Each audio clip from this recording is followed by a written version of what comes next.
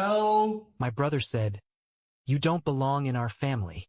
The parents said right, and so quietly I left. Some time later, while on a family vacation, I got 15 missed calls from younger brother Patrick asking for help.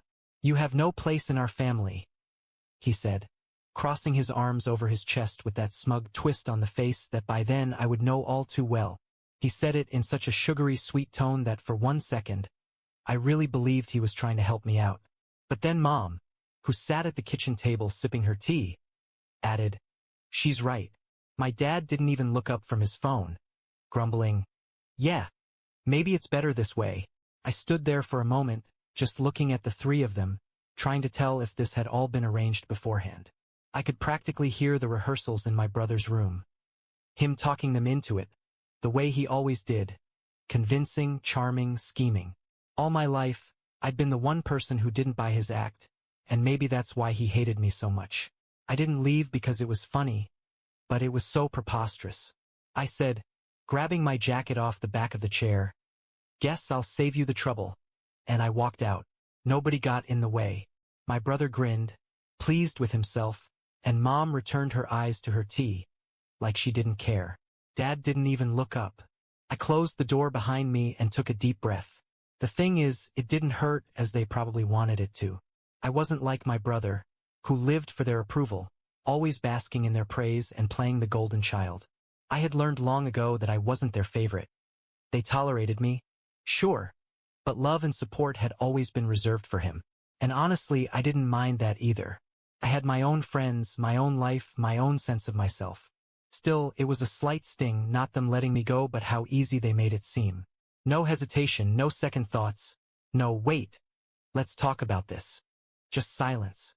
I spent that night with my best friend. When I told her what had happened, we laughed about it over a bottle of cheap wine, joking about how my brother probably saw himself as the king of the family now. "Honestly, it sounds like you're better off," my friend said, and she was right. But I couldn't shake the feeling that something about this whole thing wasn't just about me. The thing is, Patrick had been leading up to this for months, making those little comments to our parents about how I didn't fit in, or that I wasn't like them. It wasn't good enough for him to be the favorite. He wanted me out. 2 days later, they were packing their bags for a family vacation. I hadn't even realized they were planning it until I saw the suitcases by the front door. My brother, of course, was making a big show of it, loudly giving directions and supervising my parents as I watched from the stairs. He would not stop looking at me, expecting some kind of reaction. When I said nothing, he finally turned to me and said, "So you're just going to sit here all alone? What are you going to do without us?" I smiled, calm and unconcerned, the way I knew would annoy him the most. "I hope they take you to a hospital for the mentally ill on this trip. Maybe they'll have room for Mom and Dad." In an instant, his face went red, and the next thing I knew, he was screaming, with tears running down his face. My parents comforted him immediately, looking at me as if I had just committed a crime. "You're so cruel," my mother said, shaking her head. "Why can't you be more like your brother?" I shrugged. "Because I'd rather be sane." When they left, I felt nothing but relief. The house was finally quiet and really peaceful for the first time in years. I didn't have to put up with their eternal criticism or my brother's eternal games. With a bowl of popcorn clutched to my chest, I sat on the couch watching my favorite TV shows but welcomed the silence. But peace never lasts in a family like mine, of course. It was absolute bliss for 2 days, no yelling, snide comments, or exhaustive power plays. I stayed in the house like my personal retreat, playing my favorite music, dancing in the kitchen, and catching up on all the things I couldn't enjoy when they were around. Then the calls started. The first one came at 10 a.m.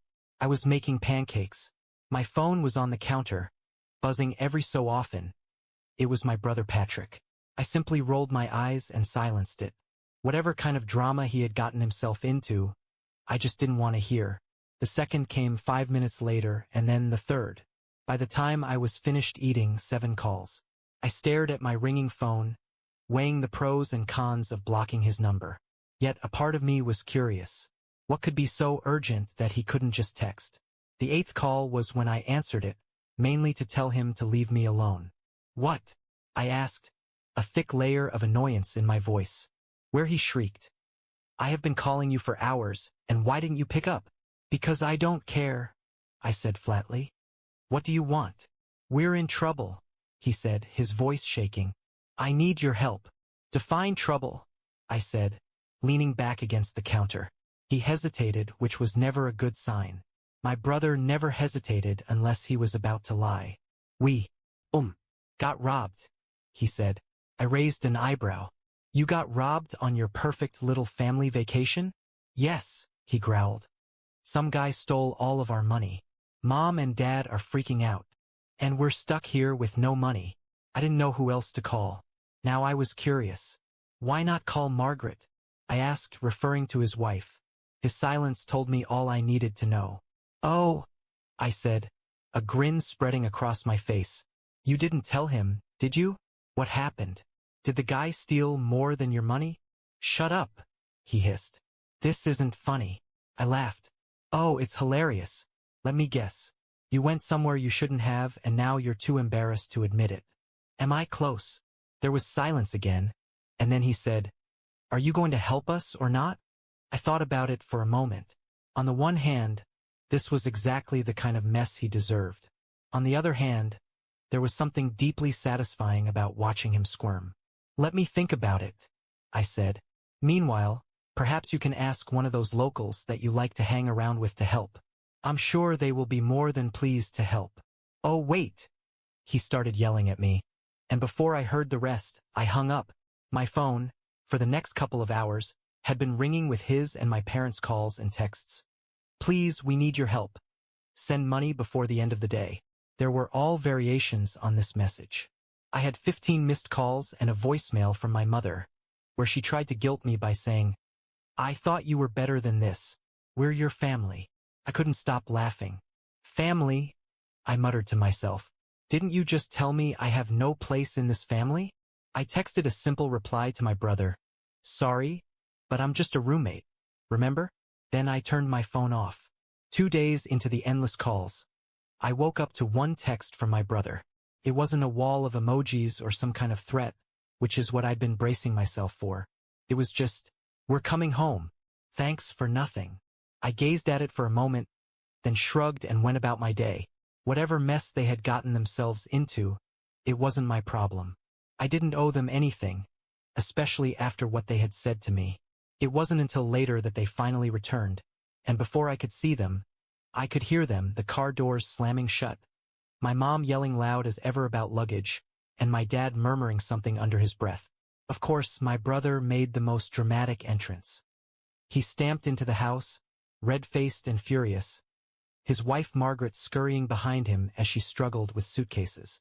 Margaret nodded in that little acknowledgement of mine as she passed me down the hall, the same way she always did. Of the few people in this family that I respect, she's one of them. Maybe that's because she seems to see through my brother's nonsense, or maybe it's because deep down, she knows I'm the sane one. Once they were inside, my brother turned to me, his face a mask of rage. You're unbelievable, he snapped, jabbing a finger in my direction. We needed you, and you just ignored us. I leaned back against the wall and crossed my arms. I'm sorry, I said, though my tone made it clear that I wasn't. I didn't know roommates were supposed to cover each other's holidays. My dad glared at me. This isn't a joke, he said. We were stranded in a foreign country. Do you have any idea how humiliating it was to beg for help? Humiliating, I repeated, raising an eyebrow. You mean like being told you had no place in your own family? Because I wouldn't know anything about that. My mother let out a frustrated sigh. Why must you always be so impossible? We are your family, and families assist one another. Oh, now we are family? I said, smiling. That's rich. Last week, I was nothing but a burden. Or have you forgotten? My brother ceased pacing up and down like a caged animal, then exploded. You're such a child. Do you know how much stress you've caused us? Do you even care? I stared directly at him. No, I don't. And you know why? Because you don't care about me, you never have. All you have ever done is bring me down, and now you wish me to get you out of this trouble? Sorry, I'm done. The room was silent. For once, my brother didn't have anything to say. My mom had the urge to say something, but for once, she couldn't find the words. Then Margaret, who quietly unpacked at the door, spoke up. He's right. Everybody looked at her. What? My brother snapped, his voice rising. He's right, Margaret repeated calmly but firmly. You treat him like garbage, and then you wonder why he won't help you. Maybe if you respected him a little more, he'd feel differently. The silence in the room was such that one could hear a pin drop. My brother looked as though he'd been slapped. I can't believe you're taking his side. I'm not taking sides, Margaret said. I'm just saying you can't treat people like they're nothing and then expect them to come running when you're in trouble. For the first time in years, I felt like someone had finally seen me. But of course, the moment didn't last. My dad, ever the peacemaker, intervened. Look, we've all been through a lot this week, he said. Let's just move on and try to put this behind us. Sure, I said, grabbing my bag from the couch. Let's put it behind us. In fact, let's put it all behind us, because I'm done. Done? My mom asked, frowning. I'm moving out, I said. I'm packing my things tonight. My brother rolled his eyes. Oh, please, you've said that before. This time I mean it, I said. And I'm not coming back. I went upstairs before they could say anything else, leaving them in stunned silence. That night, I packed my bags and called my grandmother, the only sane person in our family as far as I had ever known. When I told her what had happened, she didn't seem surprised. Come stay with me, she said. You don't need him. And just like that, I was free. Next morning, I didn't even say goodbye and left the house. My grandmother stayed an hour away, and I couldn't wait to get there. She lived in this cozy little cottage on the edge of a small town. Mitchellston, the kind of place where neighbors bring over pies for no reason, and everyone knows your name. When I got there, she greeted me with a warm hug and a plate of cookies, as she always did. You're better off without him, she said, patting my hand. Stay as long as you need to. I thought that was it, finally, free from my family's chaos, and I could finally breathe. But of course, it wasn't that simple. 2 days into my new home, I received a call from an unknown number. I ignored it at first, assuming it was just another scam. But when the same number dialed again, something told me to answer. Hello, I said carefully. Is this your name? A man's voice asked. It sounded official, almost too serious. Yes. Who's asking? This is Detective Perkins with the county police, he said. We're investigating a report that involves your family. My stomach dropped. What kind of report? Your brother has filed a complaint against you, he said in a neutral voice. He says that you threatened his safety before he left on vacation. I'm going to ask you a few questions. I had, for 1 second, thought he was kidding. Threats, I said, laughing out loud. You got to be kidding me. That's a lie. I understand this is quite a shock, he said, his voice measured. But we must take each complaint seriously. Can you make your way to the station tomorrow morning? I just hung up and didn't answer, my head reeling with thoughts. New low for my brother to actually file a report against me? Was he looking to have me arrested? I told my grandmother the story, to which she shook her head. That boy has no shame, she said. But don't worry, he doesn't have a leg to stand on. Let's go fix this. The next day, we went to the police station. Detective Perkins was nothing like what I had anticipated. He was young, sharp-eyed, inordinately kind. He asked me a few questions until it was painfully obvious that my brother's story simply wouldn't fly. He said you threatened to hurt him, he explained. But when we asked for details, he couldn't give us any. His story kept changing. Of course, I said. He's lying. He nodded. That's what it looks like. Frankly, it looks like a personal vendetta. We're dropping the case, but I wanted to warn you. People like this don't give up easily. You might want to keep your distance. I thanked him and left, feeling a strange mixture of relief and anger. My brother had always been manipulative, but this was the next level. When I reached my grandmother's house, she handed me a letter. This came for you while you were away, she said. It was from Margaret, my brother's wife. I opened it, confused. Inside was a single sheet of paper with a handwritten note. I need to talk to you. It's important. Call me. I stared at the note, my heart pounding. Why would Margaret reach out to me? What could be so important? I called him despite my better judgment. Thank God, he said when she picked up. I didn't know if you'd even read the letter. What's going on? I asked suspiciously. It's your brother, he said, his voice tense. He's hiding something. Something big. I don't know who else to turn to. What do you mean he's hiding something? I asked. And she was indecisive. I don't want to say too much over the phone. Can we meet in person? I almost said no. After everything my brother had pulled, the last thing I wanted was to be drugged deeper into his mess. But something in Margaret's voice caught me. He sounded desperate. Fine, I said. But this better be good. We decided to meet at a diner off the highway the following morning. When I came in, she was already inside, looking much more anxious than I had ever seen her. She waved for me to sit, and as soon as I did, she leaned into me and spoke in a very low tone. Your brother lied to everybody, she said. About everything. Tells me something I couldn't have already fathomed.